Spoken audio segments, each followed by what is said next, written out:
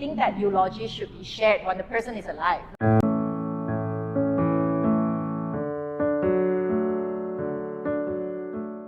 Hi everyone, welcome back to She's Built From Within podcast. My name is Daphne and I'll be your host for today's episode. Now our guest for today is a funeral director. You heard it right. This is an industry where a lot of Filipinos don't talk about, but today we're going to talk about the hard truths about grief and moving on. Please help me welcome Meerly Reyes. Yay! Thank you for having me. Hi, Meerly, and thank you for saying yes to this podcast recording, even if it's a one-day notice. The same with our friend Joanne. I just told you about this last night because I thought that this might be a good way to showcase your business at the same time, talk more about grief and funeral services in general in the Philippines. Mm-hmm. So can you tell me more about your background, how you came to the Philippines? Because originally you're Singaporean, right? Yes. So I just moved here in 2024 January. Mm-hmm. So Mont Eden started in Undas on 2023 actually. Okay. So we are only 1 year old. But we came here with the mindset that we wanted to provide an alternative option for Filipinos to experience funerals. Our clients that feedback to us over the year that every time when someone died at home, they were just like automatically the elderlies will say, call this company because we know them, somebody used them before, and then that's it. It's basically like a business transaction when you go to a funeral home, you choose their casket, people try to upsell you, and then you got the flowers and that's it. But why the thing that we see a gap in the market is that when we send off someone that you truly love, there is a grieving process right from the moment that someone died, and then maybe some of the people might feel a bit lost. Someone died at home, what should I do? Should I go to the hospital? Should I call the police? Even basic things like that, right? If this is the first time that you experience death, then you will feel a little bit disorientated. So for us, even during the first step, we will already guide them, and we will never rush the family. So if people call us on the phone, we will always say that, don't worry, sir, ma'am, you actually have time. So when you are ready, we can give you 1 hour, 2 hours to spend time with your loved one at home first. There's no need to rush. We don't need to pick up immediately.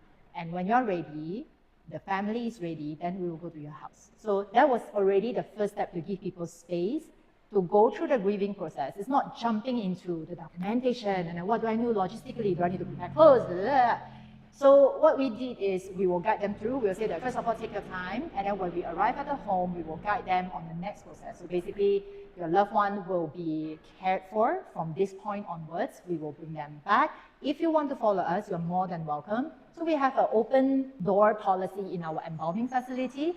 And I think it's quite unheard of in the Philippines that people are just like, this area is some place that you should not come in. But for us, we actually welcome people into our showroom. The family always gathered together, and then we will open our embalming facility and let them say goodbye at the embalming facility. And we encourage them to touch the body because there's also this sense of fear somehow. I feel like it is maybe innate in human nature that once a person is died, you don't really want to touch it so much. So we'll always say, do whatever you feel comfortable. And he is still your father or your mother, right? So feel free to have that close contact too. And once they're ready, then we'll say that we'll set their expectation to say that now we'll just clean, shower your loved one, and then we'll go through the embalming process, what time you'll come. So we are there. I think funeral director is the word. I think in the Philippines, there's no profession called funeral director. It's basically admin person who's going to sell you package. So for us, as of today, me and my husband, Randy, we founded this company and we are still the funeral director for the business, and we will be with the client every step along the way. So that is, no, I'm thinking I'm off topic now because you just asked me how did I ended up in this industry, right? So I will go back a little bit on the history. So my parents-in-law owned a cemetery in Silang, in Nalaan first, since 2017. So over the years, as we serve more families and people are asking, why don't you provide one-stop service? Because I already have a lot with you, but I would love to avail of your funeral service if you have any. So then it inspired us to realize that there's this gap in the market, there's a need, basically. But when we come back, of course, we don't just want to do just another funeral home. There's plenty around, but truly, for me personally, it's really supporting families and holding space for people, especially during times in a very difficult time when you lost someone at home. And I think the compassion and the empathy part is the main reason why we started this company. And my background was graphic design. I was a graphic designer. I worked in a marketing agency, and all the while it was in retail. So all the while it was more on trading. And I also spent quite a few years, 7 years in a corporate real estate, running co-working space. Basically, I would say in the hospitality line. So when I came back here, the first thing when I think about funeral service is, do I even dare to touch the dead body? I think that was the first question that came into my mind. So I became a florist because I wanted to be the one who create flowers that doesn't look the same as any other floral arrangement here. And then I had no background in death. And I think lucky enough, I didn't really experience so much death in my life, losing someone that I truly love. But I feel like it's my nature to care, to really hold space and to care for people that enables me to dive into this industry. So I still recall the first experience I had with making up someone was so much fear. The fear was so physical that I can feel numbness all throughout my body because it's someone that I don't know and I didn't know what to do, but because nobody knew what to do. So at that point, I just told myself that if this is my father, it was a tatai. He was a tatai. And I was asking myself, if this is my father, how will I make my family feel about feel about him? So I look at his photo, I look at the hair parting of the tatai. So I make sure that the hair parting is the same.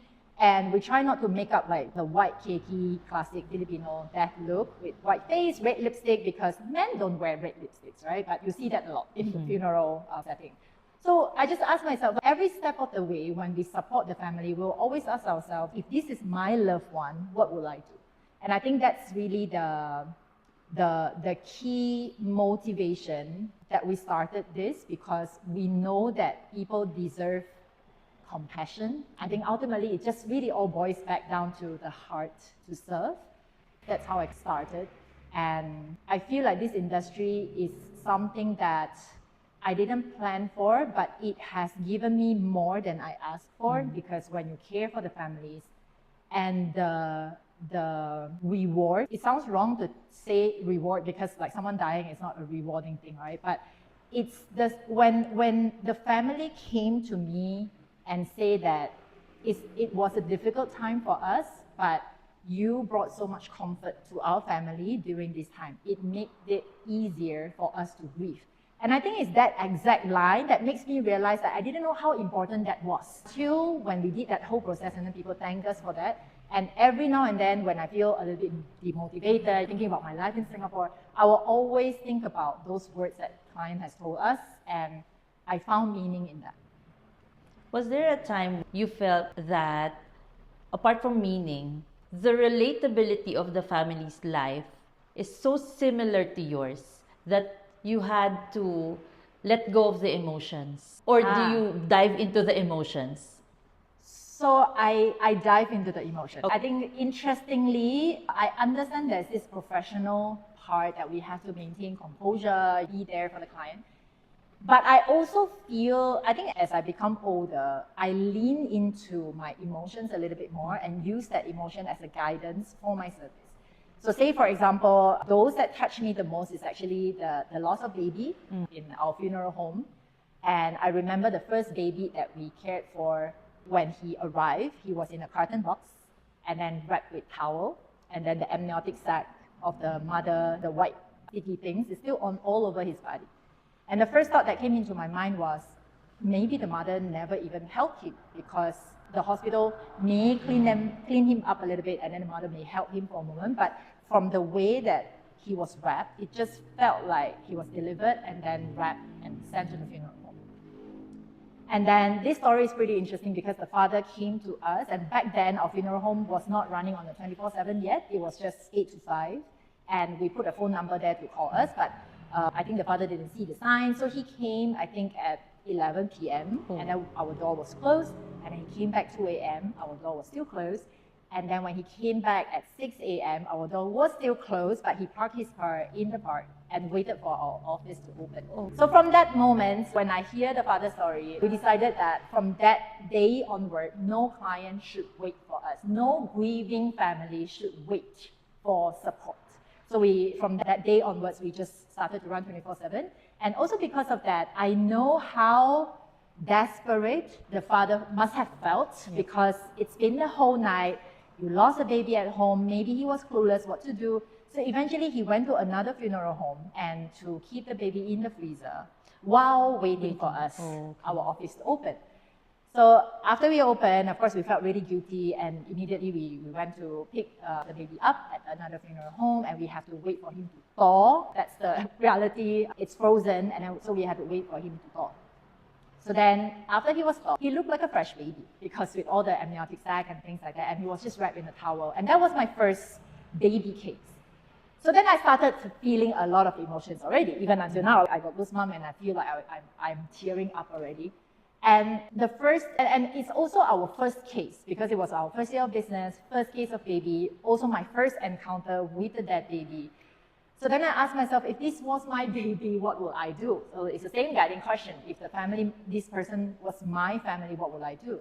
So then I went home. I took my son's swaddle when he was a baby, because the parents didn't give me any clothing and things like that, because they expected to have because the baby died in the belly. So they know that he was dead. So I think maybe that's why he didn't have any clothing on and things like that. So I went back home, and then I took my son's swaddle, and then I swaddled him, and I started crying, because it's like, what if this is my baby, right? Because this is my son's swaddle, and my son got to leave, and he didn't have a chance. And so I think it was that, and then what we did was that we put him in a baby casket, but open casket, because somehow I feel like the casket with the screen creates a distance between the family and the dead person. So for the baby, we try to have open casket, because babies, actually, if you don't say it, it looks pretty much alive, because they're just sleeping, right? Like, baby look like that. So we had open casket, and then of course it was quite emotional. There was a lot of family members, and then the parents were here. And then when the parents look at the baby, they didn't really touch the baby. It was just like looking. So that's why my observation is that people somehow feel a little bit of distance when someone is dead. So Randy just went over, my husband, Randy, just went over, and then he started touching his head. And then the whole room was just tearing up, crying. And then that moment, they felt that they have some realization that I can still touch my baby. So then the parents started touching the baby and things like that. So in that ceremony, I will call it, we actually provided stickers, baby kids stickers as well, for the family to stick it on the casket. And we play lullaby. So we asked the parents, do you want to play the usual ambience music, or do you want to choose lullaby for him? So they chose lullaby. So I think these are some of the examples on how we celebrate life, and truly for the person. You are not just doing funeral for the sake of ritual, or someone died, flowers, casket, and then that's it. But truly at that moment, what does the deceased need, and what does the family need? And I always say funeral service is really a hospitality business, because it's not just handling the death, but more importantly, our role is to support the grieving family. So how can we be there for them? How can we make them feel like they are supported and they have the opportunity to grieve? Because most of the time, especially in the Philippines, when someone died, they would just say, oh, let's move on, the person is dead already, let's call a funeral home, and then done and dusted. But it's that, for the baby, it was just a 2-hour thing actually. So we didn't embalm the baby, and they didn't expect a ceremony, but we told them that before we bring him into the lot, we will have a ceremony, a space for all your family to gather and to see the baby one last time. So aside from that, we asked the father, do you want to be the one who carry the casket? Because it's just a baby, right? And the father said, can I? So that question also got me thinking, why not? There are so many things in a funeral that you can do, but because you didn't do, because you either wasn't given a chance, because people don't really think to support people through the grieving process, right? It was just transactional. After this process is this. So every step of the way, we always ask the family, like, what else I can do for you to make you have more opportunity to do act of service, to express your love through your acts. So then he carried the casket and he sat on the funeral hearse, and the baby was on his lap throughout the journey to the lot. And he was crying, and just the whole journey was crying, and I was crying too. Multiple times. Actually, it was here. The baby was actually here. And I had to walk out, and I was filming the whole time, and I had to walk out, and I had to cry. My staff came and gave me tissue, and we all cried that day, right? And I feel like it is tapping onto the real emotion of myself so that I can be compassionate. And I think even if the family, I cried multiple times in the funeral, there are some that the client became very close to us, story, we know their life story, and we cried together. I was filming, and then they were grieving, and then we hug each other, and there are many cases like that actually. And eventually, a lot of our clients became our close friends because their loved one is still buried here, and we always see them, and we hang out, we go to birthday parties of the family members and things like that. So coming back to the emotion part, I think I will lean into it, I would say, so that I can always understand, at least try to understand from the family perspective, how is it like for them to experience this journey, so that I can also have some inspiration to know what else I can do to make them feel slightly better. Right. Based on my experience as a customer, because we've lost a lot of loved ones in the past decade, I agree with you that a lot of services out there is just transactional, meaning to say they have checklist of what to do after the death, and then they don't care anymore. And we're so lucky that during this time, we have people like you who really care about the clients. You don't look at clients as business. You look at them as, what if my family experiences the same? So you have that human element included in the business. I think I could share one recent case also. It was my inai, so my husband's inai. I feel like crying already. It's okay. And we were just talking about it with my husband also. I feel like the reason why I feel so much emotion, it wasn't because I wasn't really that close to Inai. Inai don't speak a lot of English, and I knew her for like 16 years, of course, because we were together, but it's not really the daily interaction that makes me feel emotional. So the Inai's case was, we know Inai was dying. So we knew that she was dying, and then for a few months already, and of course sometimes we visited her and things like that, but there was a period of time where we thought that it was pretty much ending now with her life. And so I asked Randy, we are running this business, right? And all we advocate for is to have living funeral. Actually, so one of our advocacy basically is to organize living funeral for people who know that their life is ending, because we think that eulogy should be shared when the person is alive, like not when the person is dead. And then all the nice words that you said, the person couldn't hear anymore. So one of our advocacy is to organize living funeral. And I was telling my husband, I said, we know for a fact that her life is ending. So why not we do our part by doing our advocacy ourselves so that we can be a good example. And truly, I couldn't think of any other reason why we should not do it. And then, to my surprise, my husband was hesitant. And that reminds me of, that's why in the Filipino culture, because people just have a lot of considerations, right? And then ended up nobody stepped up or nobody tried to drive the change and things like that. So his consideration was basically like, oh, what will people say? And then maybe it's too troublesome and things like that. So he has his own consideration. So then at that moment, I was thinking, should I give up or should I push? So then I pushed, and I talked to Randy's sister, and I told her this idea that it will be so meaningful if when Inai was still alive and all of us gathered for the last time and share all the nice words, all the nice funny memories about Inai, that Inai can hear, and all of us can learn too, because all the family members stayed with her at different periods of their lives. Some are apo already, and then some are just their children. Sometimes people came back from overseas. There's just so many funny stories, I know for a fact. So then my sister-in-law said, okay, let's do it. And we do it as an open invitation, no pressure. We just put it in a group chat, see whoever comes, they come. So we say, oh, let's go there. And to my surprise, 100% of the family showed up. And I already felt pretty grateful that time that I still tried to push. And then everyone showed up. There was guitar, and then they started playing music or singing songs that Inai and Ama loved when they were still alive. Yeah. Oh. So then people really took turn to share stories, some funny, some touching. There was a lot of tears. And I think mainly it's the song that makes that whole ambience. I just felt like it's so worth it for us to do this.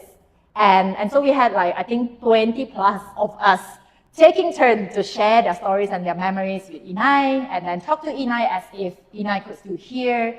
And that time, Inai was already in labored breath, as in it's not automatic anymore, trying to gasp for air. That's actually a sign that someone is ending their life. So then, after 20 plus people, and then we were asking around, whoever, has anyone shared? Who else did we leave? And then we realized that everyone shared already. And within that 1 minute, I saw Inai's breathing pattern change. And then I just told my husband, like, you need to go and take a look. So me and my husband went, and then my husband was trying to comfort her, and then asked her if she still need water, and then he held her hand. And then she took her last breath with us. And I think my emotions, again, wasn't that because I spent a lot of time with her, but I just feel so meaningful that we can do this for someone who is dying, that she heard everyone. She waited for everyone to say their piece. Someone called from overseas, talked to her on the phone, and this is the most beautiful send-off. And I think my emotions came from, like, there's no better way to die, actually, with all your family members surrounded you and say whatever they have to say. And this is also a grieving process for the family to say their last words, make sure that Inai's still here. And so I think that was one of the one that I felt, like, even till today, very deeply close to my heart. And it makes me understand grieving family even more, because during that time, my husband was grieving. And after Inai passed, me and him was just like, you need to be a funeral director now. And then people started passing us the clothes. And that time, I felt really honored. Honestly, thinking of my background as a foreigner, coming here in the Philippines and truly be able to support family in this way. It is such a mind-blowing. Sometimes when I think about it, it's also pretty mind-blowing. And people trusted you and just gave me Inai's clothes, making sure that I know how to make up like Inai so that she can look the same. And I did the flowers for Inai, make sure that it's fully colorful because she just loves flowers. So during that whole process, actually no other staff of our team member touched Inai. It was just me and my husband. And Randy just carried her using his own arm, and then he's the one who picked her up and then came here, and then we cared for her here. And I didn't know, I thought my husband would be professional. So I think that's also going back to your previous question where, how do you handle the emotion part, right? So then my husband, I expected my husband to be professional in the sense that this is my job, I need to care for my family too, but it turns out to be that he was pretty emotional, and it's something new for me because he's always composed, but when it comes to his own family member that he holds so dearly to his heart, he was grieving too. So then that moment I realized that now I need to be the clear-headed one because I need to support him too. So that's when I realized that whatever mindset I had about imagine this is your loved one, then how to support, it's exactly playing in front of my eyes now. So then I had to think about, because it was a 14 days week, it was a long week, I have to think about things to do for the family too, helping them to organize the catering. We celebrated Christmas actually in here, also in this chapel. By the way, just wanted to share. So Inai's name is actually Rose, and this is called Chapel Rose. Oh wow, beautiful. Yeah, so we actually named this chapel after her after we organized a long week with her here. So with Inai, we celebrated her in a way that our family would gather every time. So every night we wear different colors. Today is green color because it's a favorite, and the next day is purple. So we were very united in a sense. So we color code our clothes. We celebrated birthdays because Inai is always present in everyone's birthdays, and then Christmas celebration and all that. So we honor Inai the way that we would spend time with Inai. And again, this is the most beautiful celebration of life ever. The way that the person was, not how the traditional funeral should look like, that people told you that you have to do it. And it's beautiful because you mentioned that you really celebrated her life before her death, and she was able to hear everybody's messages. So I think one of the things that we're missing out in the traditional way of grieving is that part. It's taboo here in the Philippines to have a living funeral or gathering together to celebrate the last few days or last few breaths of your loved ones. And I think it's something that we need to practice starting today. If you're here watching right now, maybe if I can give if I may just share what my takeaway from everything that Meerly said, is to celebrate life with your loved ones every single time. Treasure every moment you have with them because you'll never know when they will pass. Or maybe it's you. You don't know you're healthy right now, and then eventually something happened, like an accident. You don't get to say goodbye to your family members. If there's one thing that you think you could share that's valuable to our audience. Sounds cliche, but it's really like living your day as if it's your last day. Just like you said, you will never know. And if there is something that you hesitant to do for a long time, just do it anyway. Life is really short. If there's a loved one that you want to say something to the person, pick up the phone and call now. And don't be, like, speak up more about grief, I think. And there are many people who went through the same process, but we didn't really talk about it. We didn't find way to process our grief. Thank you, Meerly, for sharing everything that you know and your experience. And I hope you were able to learn something from Meerly and from this conversation. Don't forget to follow Mont Eden and Abraham's Bosoms. We'll put the link in the YouTube video and in the Spotify description. Thank you again, Meerly. Thank you so much for having me. Yay!